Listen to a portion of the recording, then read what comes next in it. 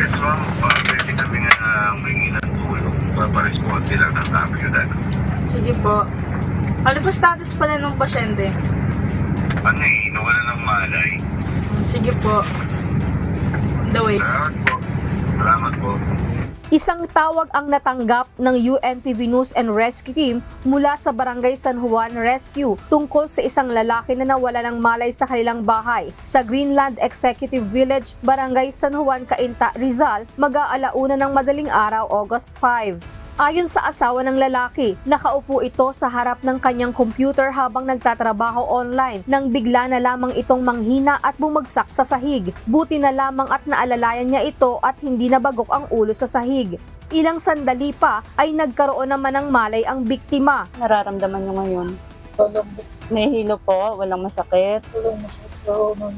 Inassess ng team ang vital signs nito at inalalayan hanggang sa maihatid ito sa Medical City sa Pasig upang mabigyan ng karampatang atensyong medikal. Relax na sir ha, relax na sir ha.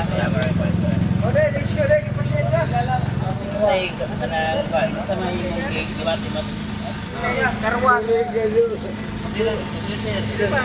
Relax lang eh.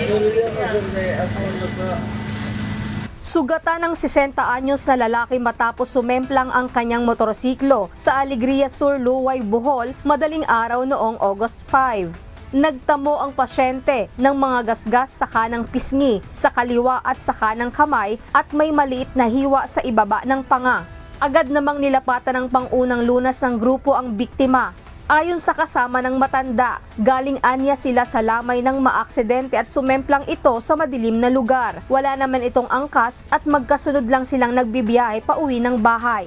Agad nilapatan ng first aid ang pasyente ng rescue team. Matapos lapatan ng pangunang lunas ang biktima, ay tumanggi na ang kamag-anak nito na ipadala sa ospital.